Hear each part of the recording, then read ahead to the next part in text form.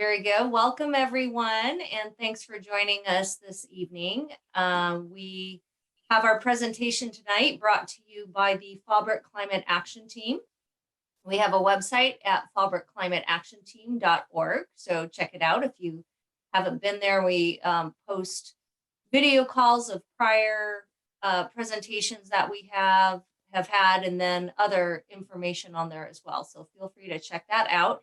If you don't know who we are, we're a group of nonpartisan volunteers that are concerned about climate change. And we bring you various topics on the last Tuesday of each month.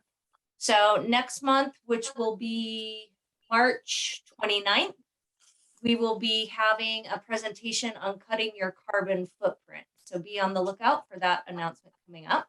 And then tonight we're going to be talking about sustainable landscaping. And our speaker is here with us. She's Valerie Lowe, who is a community education manager with I Love a Clean San Diego, which was founded, I believe I have this right, as the San Diego War Against Litter Committee back in 1954. And then it merged with another environmental group, the San Diego Ecology Center, in the late 80s. And today its mission is to create zero waste and zero litter throughout San Diego County. So Valerie, I believe I have this right. You're a Bachelor of Science. You have a Bachelor of Science degree in Conservation Studies at UC Berkeley? Yeah, that's right. Is that correct? Great. And we're looking forward to hearing what you have to say to us. So if you have any other introduction you want to add, feel free. If not, I'll go ahead and turn it over to you. Awesome. Thank you so much. Yeah, let me pull my slides up here so that you all can see those. It's time for fresh pat. Great. Okay. Actually neat. Awesome. Well, thank you all so much for having me this evening. I'm excited to present to you all, especially on this topic, sustainable landscaping. It's a presentation that we haven't gotten to deliver too often. So I'm glad to know that it piqued all of your interests, and hopefully you'll all learn a little bit today about how we can better protect the environment through our yards. So just a little bit about I Love a Clean San Diego. Terry gave a great background. Thank you for that. But like she said, we have been around for just over 65 years. And our vision is a zero waste, litter-free, and environmentally engaged San Diego region. So we have a lot of different programs that we run throughout the county. We run cleanups, both inland and beach cleanups. We have a whole waste recovery department dedicated to helping residents find ways to recycle those kind of hard to recycle items. And then we have our education team, which I'm very glad to be a part of. We do community education events like webinars and workshops, as well as youth programs in K through 12 schools. And all of our programs touch on pollution prevention, resource conservation, and waste reduction. So today we're focusing on sustainable landscaping through a focus on two of its foundational components, and those are water and sediment. So the big questions today are, how are water and sediment moving in our landscapes, and how are they not moving? And this is because to begin working toward a sustainable landscape, it's important to understand and consider how our yards are interacting with the larger area of land and environment around it. So I'll be going through quite a few slides today. I have a few places where I'll pause for questions. If you have a question, feel free to put it in the chat. I have it pulled up so I can see those come in. And I do have a few links that I'll put in the chat throughout as well. So feel free to either open those up as we go or save the chat for later, but you'll see some of those things pop up. We're going to start with water, because how water moves is a great illustration of the importance of considering connectivity in sustainable landscaping. How water flows through the land shows us what it will carry with it, where it will end up, and how we can use less of it. And so as water moves across Earth's surface, it carries loose items and debris with it. And that means if you have pet waste, loose soil, or fertilizer in your yard, it's likely going to be swept away with the next rain, or in the case of today, the current rain. And that idea of away is a very vague, somewhat alluring concept, especially for something like pet waste, right? Out of sight, out of mind. But how water moves also highlights the importance of considering that away in a little bit more detail. Where is it going and what is the effect once it gets there? So the answer to this, how water moves outside of our land, can best be described through the concept of a watershed. And a watershed is defined as an area of land that shares a common drainage point. So a watershed is all of the land that water is going over or through on its way to a larger body of water. I like to compare it to a big bathtub, essentially. Any water that falls in this particular area is going to flow towards one point. So any water that falls in our San Diego watersheds is headed toward one common drainage point, and that's the Pacific Ocean. And here you can see all 11 watersheds that we have in San Diego County. And unfortunately, it looks like my outline shifted a little bit. I apologize. It's supposed to be outlining the Sweetwater watershed here, but you can see all 11 watersheds in our county. And you can see the water's path by looking at those black arrows that popped up. Any water that falls or moves through this land area is going to travel that path. So you might be wondering, what does this have to do with my landscaping? Depending on its features and natural shapes, water is going to take a particular path through your yard. In this image, you can see another example of a watershed, right? And imagine rain falling at the top of this mountain. It's going to flow through this valley, pick up all sorts of things along the way before eventually heading out to the ocean. And the same thing happens in your yards. Understanding the natural path of water through your landscape is one of the first steps toward being able to harness that water with minimal work and using those resources towards your landscape. So whether that water holds or moves, is utilized or wasted, it's going to depend on the different shapes and structures within your landscape. And additionally, just like a watershed, the exit point for the water within your yard is important here as well. If there's water leaving your land, chances are it's carrying something with it, like dirt or leaves, or maybe that pet waste. And once it leaves your land, it's continuing through your watershed and into the natural waterways, where it can have all kinds of harmful effects. So even if you live in a neighborhood or a city with sidewalks and storm drains right next to you, all of that water is headed straight to our natural waterways unfiltered. Which brings us to the second major point about the movement of our water and how it highlights the importance of our landscaping decisions. And that's that storm drains have no filter. So to back up a bit, a lot of us are likely familiar with storm drains, but a storm drain is an opening, a grate, or a hole in the sidewalk, like this one right here on the left. And these storm drains are part of a larger system that's called the storm drain conveyance system. The storm drain system was designed to prevent flooding by quickly evacuating all of that excess water from our roadways during a storm. And this is really helpful. However, when we have litter or other contaminants in our streets, when that water is running through, like after rain, it's also going to pick up things like litter and pet waste with it. And here's where things get tricky, because the water and all of the things that move with it, like I said, do not get filtered before entering our waterways. And you can see that on the screen. On the right-hand side, we have all of our indoor drains, like our shower drains, our kitchen sinks. All of that water is going through our filtration system and coming out the other side, very nice, clean, for some very happy ocean animals. On the other side, on the left, we have our storm drains or our outside drains, which are heading unfiltered into the waterways where we have some sad ocean animals. And here's a closer look at that process.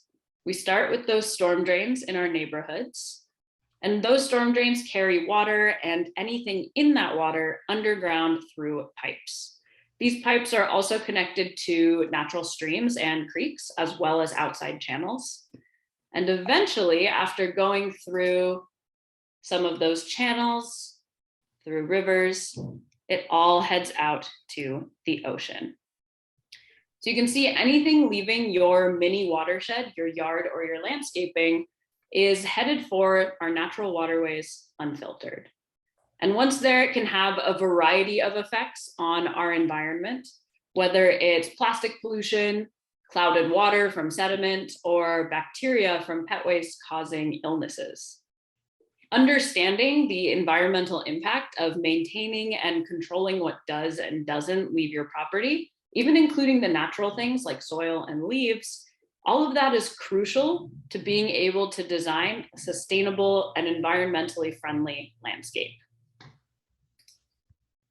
So that brings us to the other aspect of the equation here, which is sediment. And what exactly is sediment? You can see we put the definition on the screen there. It's soils, minerals, rocks, and other naturally occurring material that's broken down through weathering and erosion. So sediment isn't exactly the same as soil. It does include it, but it also includes other materials like rocks and minerals. And the word that I'd like to pull out from this definition and really focus on is eroded. Erosion is one of the main ways our sediment moves. So let's dive into that concept in a little bit more detail. Erosion is essentially the process in which earthen materials are worn away and then transported by natural forces. And those natural forces can be wind or water. And erosion can happen in several ways. Elements like sun or wind or even human interaction all play their part in erosion. And to illustrate the concept of erosion, I'll be using our other foundational element of water. And if you look at this picture, you can see the process of erosion occurring because of how murky the water is. That's because all of the debris, including sediment, is being picked up and carried with the water as it flows. And the faster the water is moving, the more sediment it's going to be able to bring with it. As water continues to fall and move through the land, it's going to take the path of least resistance, which will be this groove that it's carved for itself. Each time it comes through, it's going to bring more sediment with it and make the groove just a little bigger so that over time we'll see significant land loss. That in and of itself is negative because definitely we want our land to stay where it is, but it's instead being taken to that ever elusive away that we've kind of been talking about. And with our look at storm drains and watersheds, we know that away is actually into a larger water body further down the road in our watershed. So you might be wondering, like I was when I first learned about this, why does that matter? Dirt is dirt, soil is soil, it's all natural. So what could be the problem? When we have sediment leaving our mini watersheds, it's affecting the little guys further down the line. It throws off the ecosystems by filling up habitats. That extra sediment will fill in crevices on the bottom of streams. It will block light from other organisms like plants and grasses. Young fish can't use the sediment or the plants for shelter anymore. So there's an imbalance. It can also clog fish gills, and over time can ultimately reduce water depth and alter water flow, which is going to cause further problems downstream and also starts to interfere with recreational uses. And then it can also cause blockages and storm drains a little bit closer to us and cause flooding. So on top of that, it could have detrimental effects on your mini watershed directly. And depending on your situation, the immediate severity of this will vary, but for some, it can mean problems with your foundation, For others, it can mean loss of land. And by ensuring your sediment stays on your land, you'll benefit your landscape, the local storm drain system, and the local waterways. And we'll get into some of those solutions in just a moment, but I want to pause for a quick second, see if there's any questions. Feel free to unmute if there's anything I can answer. Otherwise, I'm happy to keep going. Great. Okay. I'll keep plugging along, but like I said, feel free to ask any questions in the chat as we go. But by now, we've gone over some of the problems that these two elements can cause and why they're important to consider. So we need to think about wrangling them into the sustainable landscape of our dreams and not only avoid negative impact, but create positive impacts for ourselves and the environments as well. So we'll return to that question of how are things moving or not moving in our land? And to break that down a little further, here are a few questions you can ask yourself as you kind of study your yard or your landscape. You can think back to the last time it rained and figure out where the water's going. You can ask yourself where the water went, and did it form streams or pools? Was there water exiting or entering your property? Were there any high flow areas where a lot of water is moving in the same place? And then where are your more erosion prone areas? Where is sediment more likely to start moving because of excess water? Do you see any steep or unplanted slopes or any low spots? And this list isn't all inclusive, but it's a good starting place for as you begin to study your land. And you can write down what you observe, do a quick bird's eye view sketch like on the screen and get it all mapped out. Those high flow areas are also erosion prone areas. And I'm going to link in the chat this really thorough landscape guide. Let me grab that for you all. This is a really thorough, long document with a lot of great resources. And in particular, it goes through how to do a study like this in your yard. So I recommend bookmarking that for the time when you're actually studying your land to see what else it has in there. This is from the county directly, so it's a very thorough document, like I said, with a lot of options. I'll be referencing it more throughout the presentation. But it does, like I said, go through exactly how to do this kind of study. And once you have these questions kind of figured out and your answers determined, some improvement areas you might find while asking these questions are places where you see exposed or loose soil, high flow areas, or eroding slopes. Each of these indicates an area where resources can be further maximized or protected. So you'll want to come back to them later, but once you're done observing and have a good feel for how water is moving through your land and where those improvement opportunities may be, it's time to intervene. There are many, many ways you can do this to keep that water and sediment on your land. We won't be getting into all of them today, but we'll be going through several examples with the goal being that by the end of this, you'll know where to look for further information and support for the beginning projects that are going to be most applicable to you and your situation. So we'll start with exposed soil. Let's say in your study, you notice some bare spots in your yard. The problem with exposed soil is that this leaves you open to erosion on several fronts. With loose soil, there's nothing to hold it in place, making it easier to wash or blow away. There's nothing to shade the soil, which leaves it being vulnerable to drying out from the sun, which then in turn makes it even easier and more prone to erosion. And there's nothing to slow down the movement of water that comes through, which enables a faster current to do more damage. Like we've been talking about, this is bad for both your yard and the surrounding environment. So you'll definitely want to address this soon. And a good starting point would be to cover that exposed soil. A good temporary solution is mulch. Mulch can be old leaves, sawdust, or even small pieces of wood.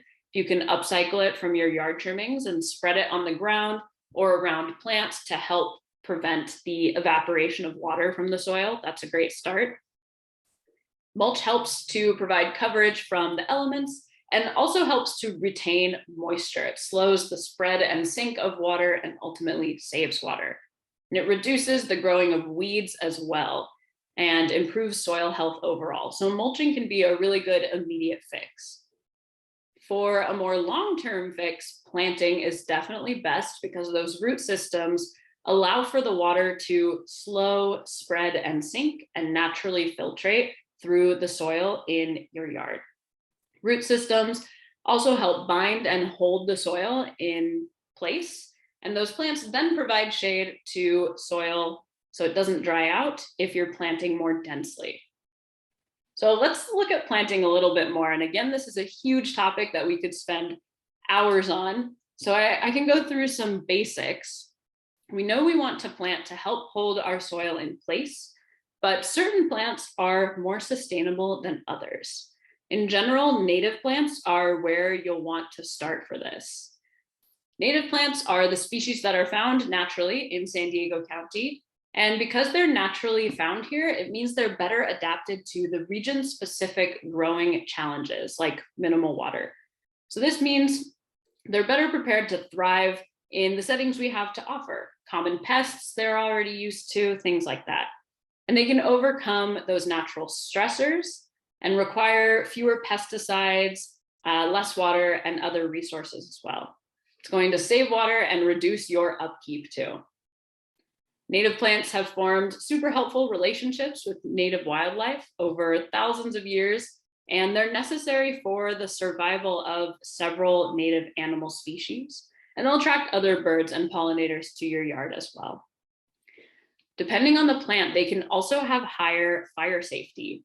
And to find out more about those plants that resist ignition, there's a whole section in that landscaping guide that I linked earlier. I think it's page 29, 28, somewhere in there, late 20s. You can take a look and see more specifically which plants are going to be more fire resistant. So those are just some of the many benefits of using native plants in your landscape. Native planting is a great start to planting sustainably. However, even the best tool is only effective if it's used correctly. So there are some other considerations that now I'm hearing it on my earpiece.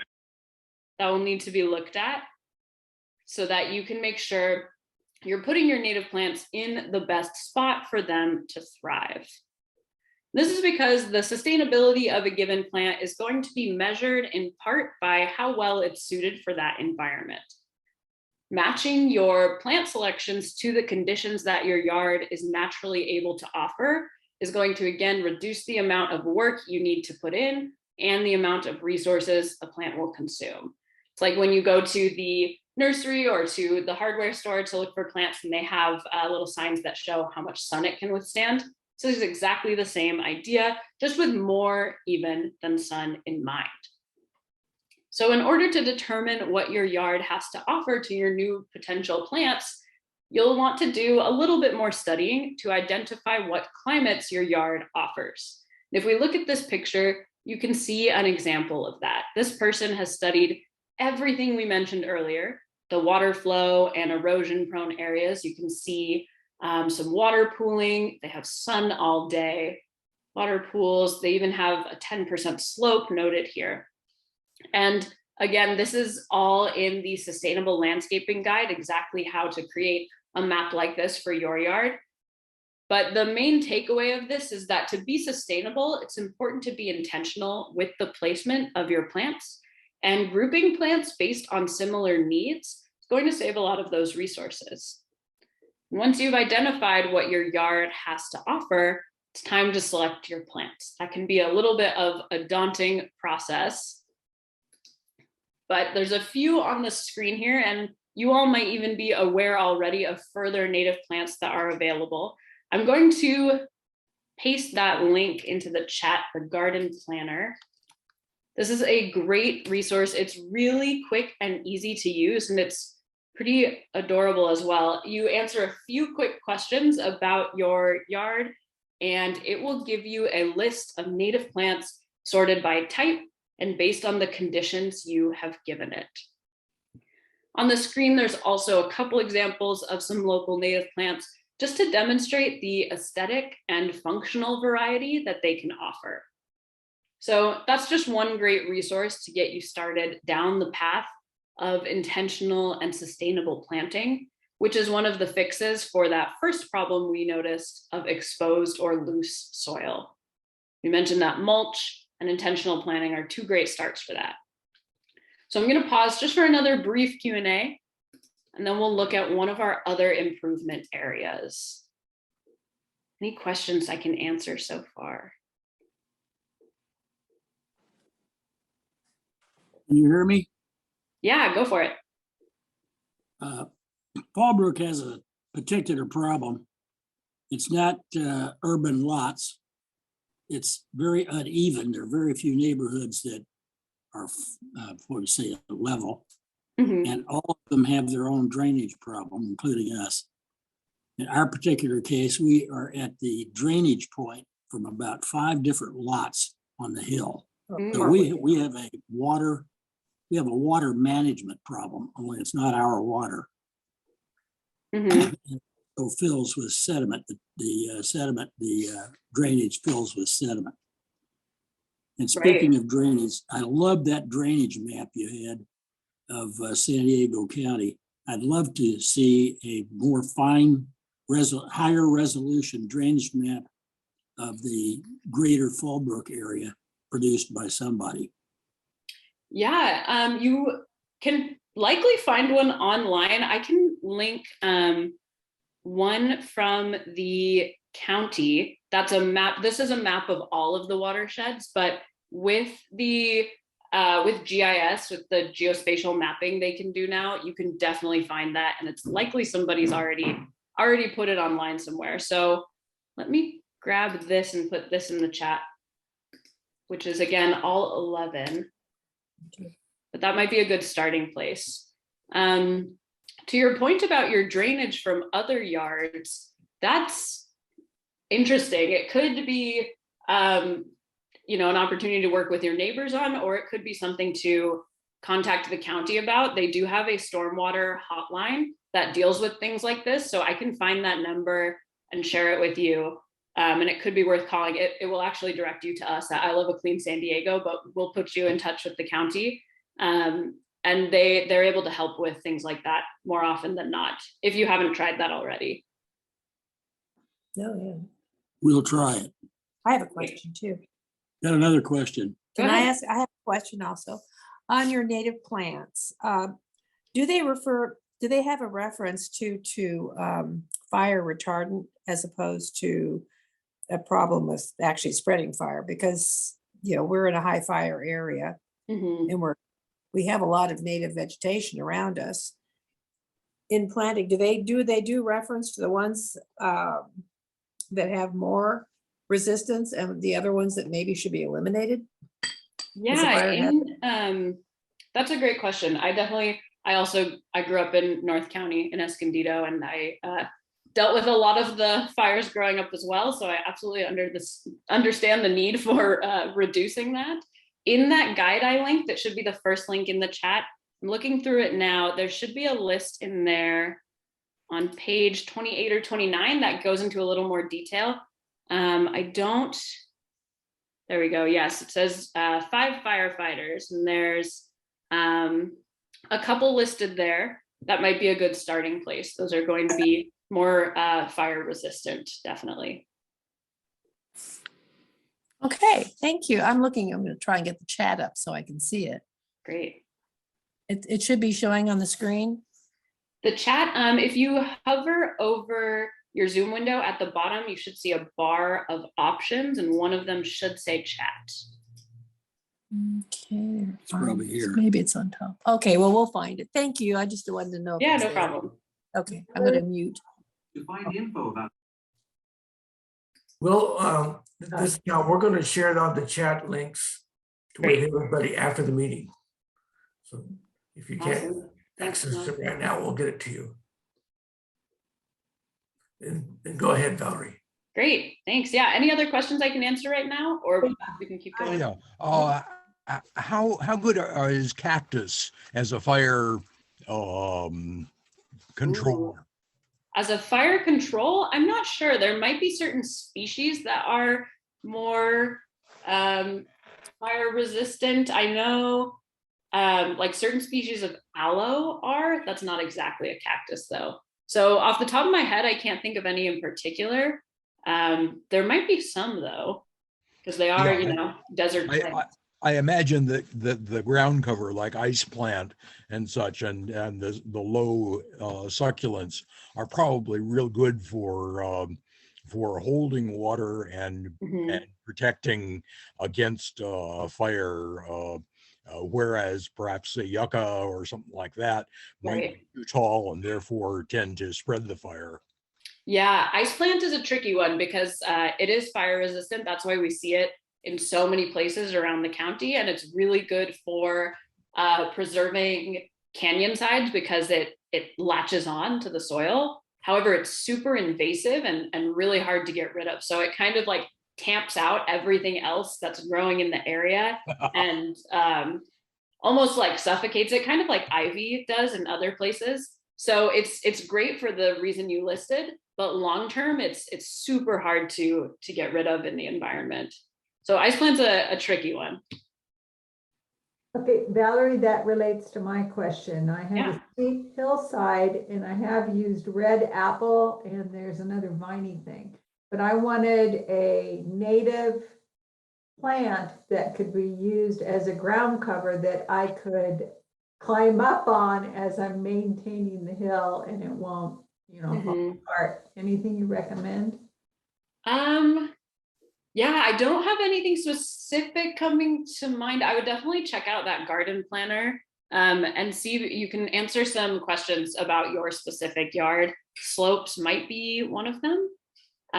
So I apologize. I don't have anything off the top of my head I can offer you. I can do a little bit of looking. Okay. Thank you. Great. Okay.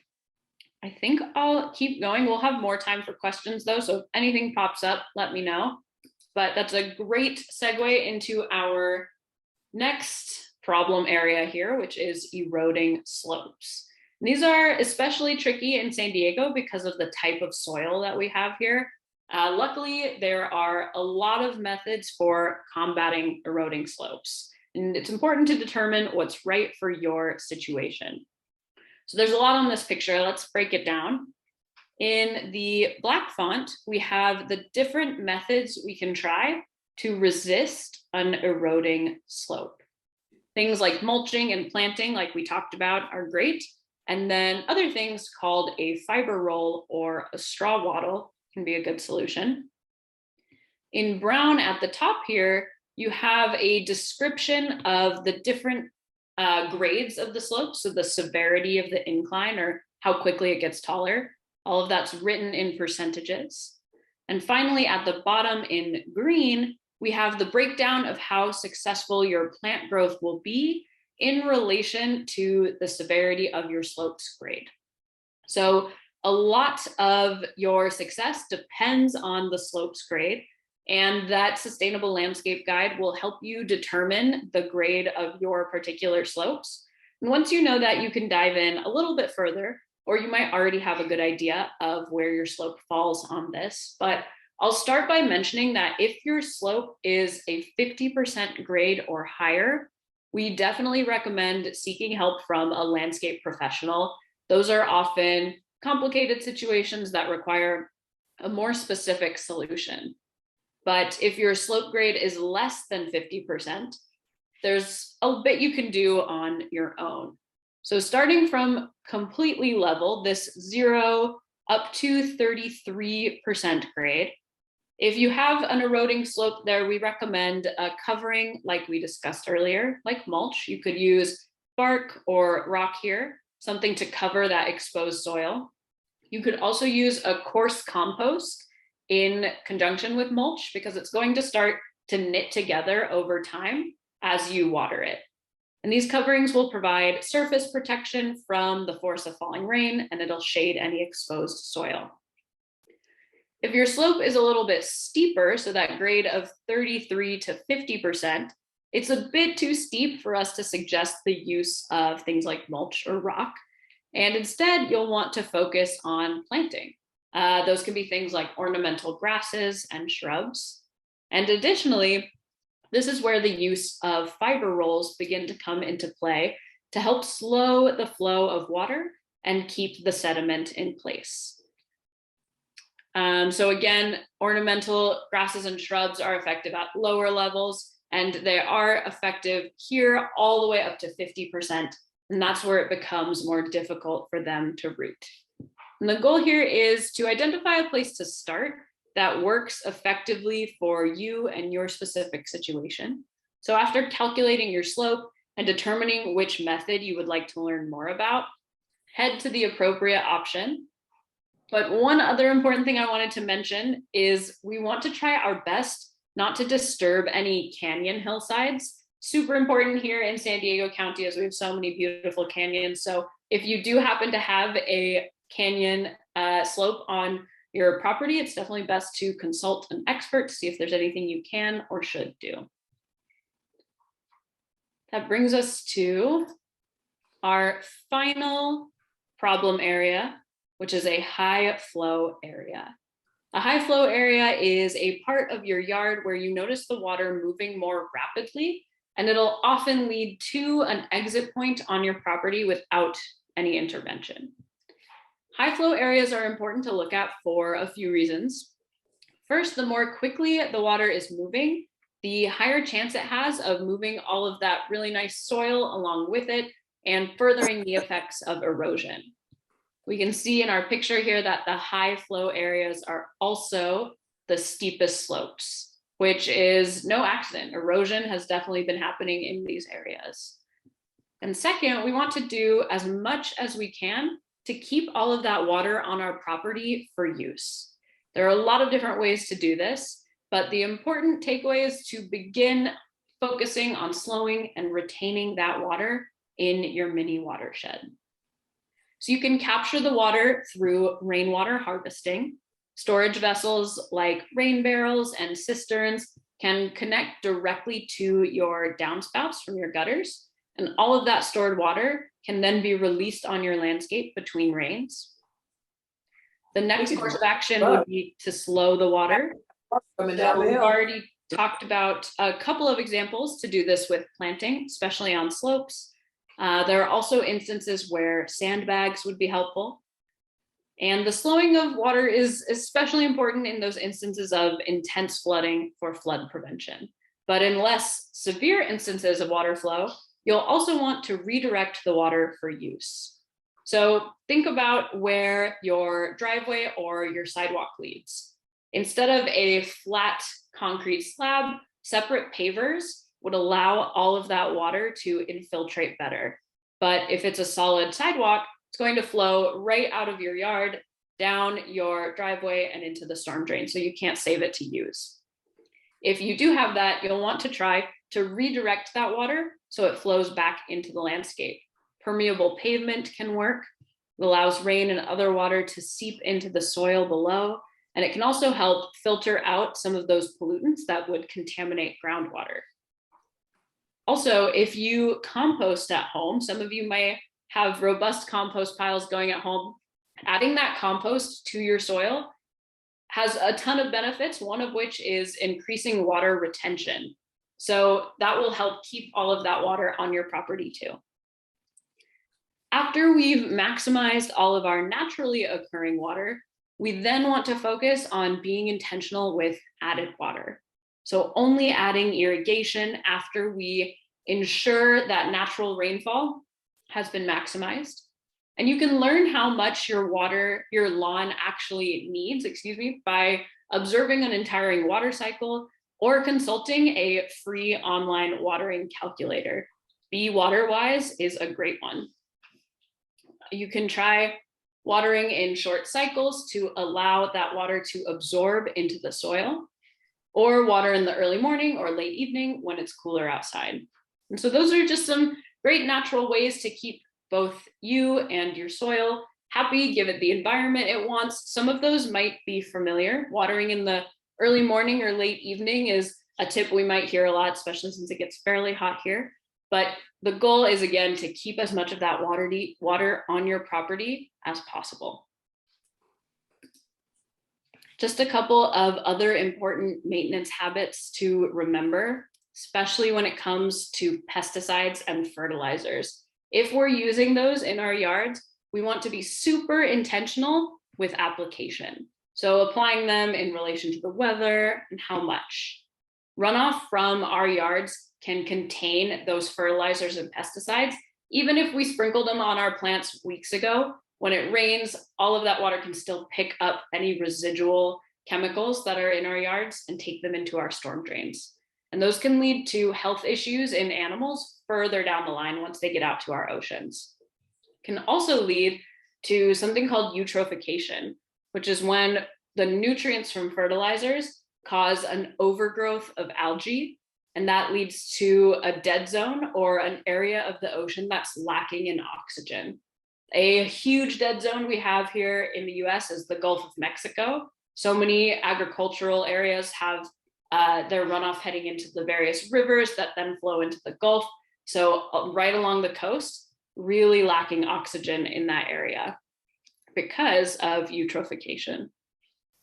So if we're using fertilizers and pesticides, we want to apply them when it's dry and there's not very much wind. And always follow the label.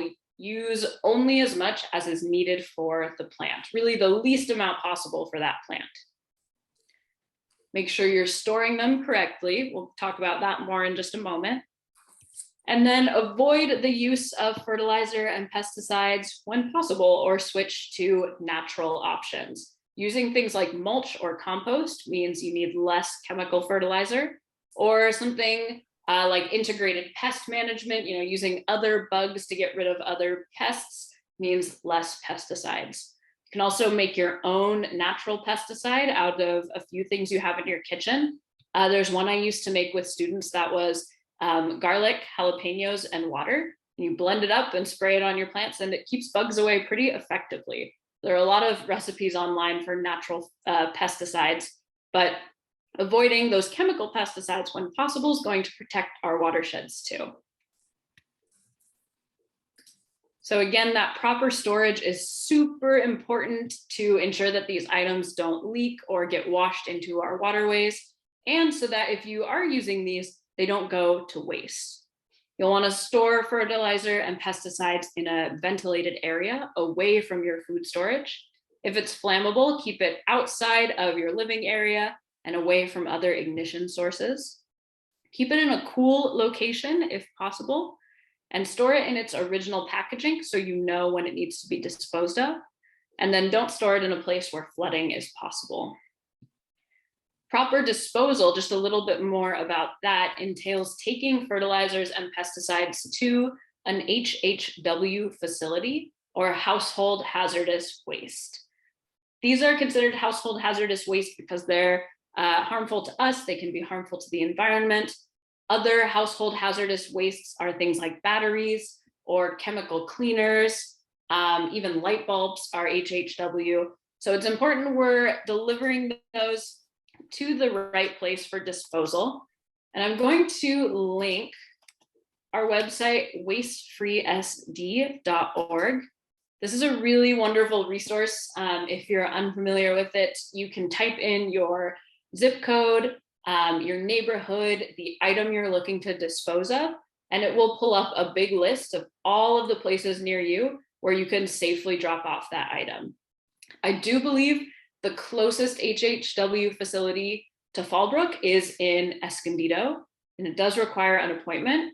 There are other options for pickups though in Fallbrook. So if you check out that website, all of that information should come up as well. And if you need further help, our phone numbers are at the bottom of that webpage.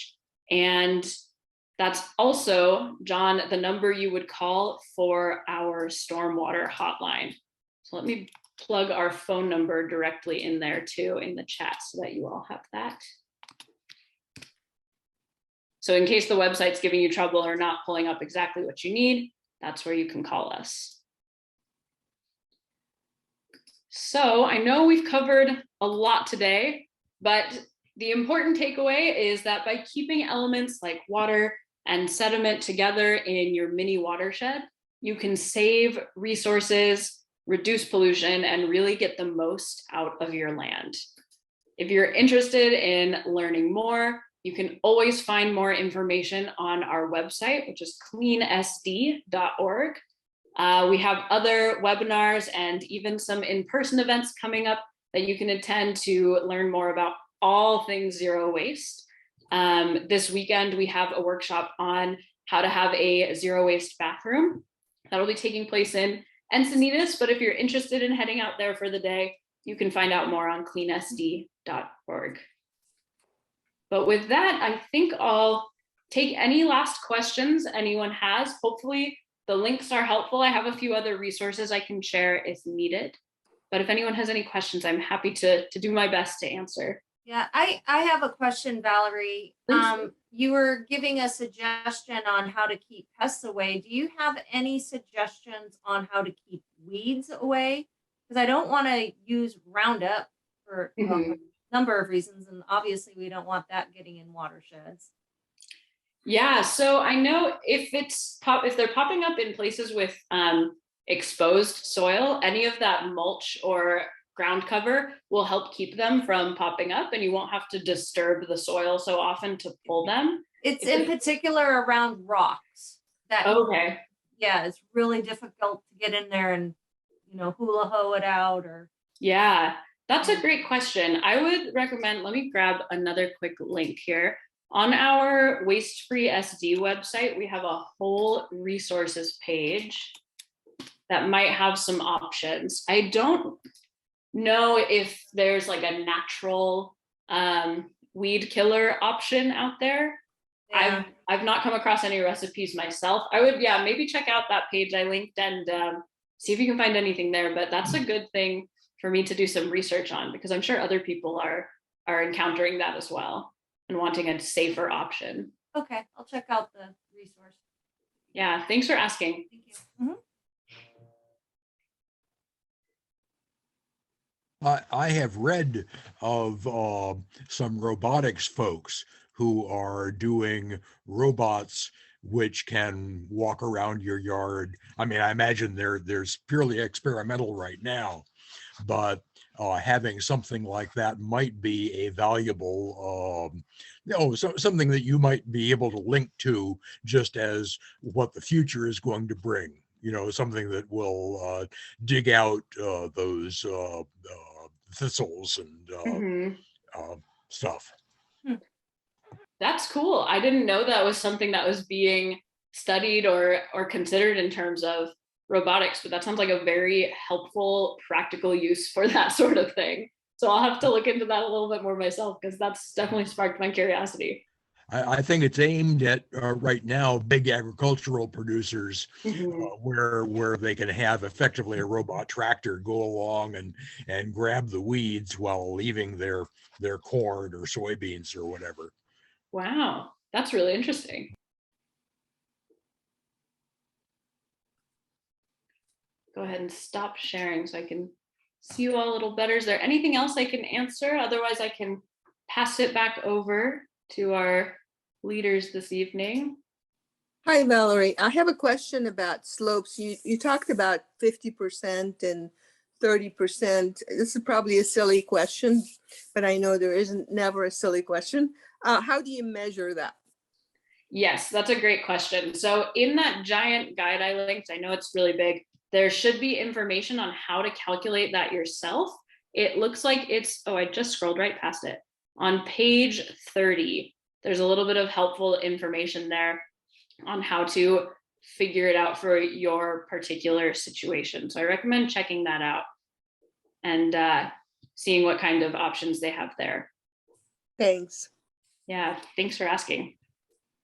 Wonderful. Well, thank you all so much for having me this evening. If you have anything else you can reach out to us at education@cleansd.org. But otherwise, I appreciate your time, and I'll pass it back over to your group. Thanks all so much for having me. Thanks, Valerie. Very good. Valerie, thank you so much. Yeah, absolutely. Loved your presentation, and I love all the visuals. I think that is really great and helps bring it all home. So definitely appreciate that. So thank you for your time. Thank you everyone else for joining us, and join us on March 29th, the last Tuesday of March. Thanks. Thanks again, Valerie. Thanks everyone. Have a good evening. You too. Bye.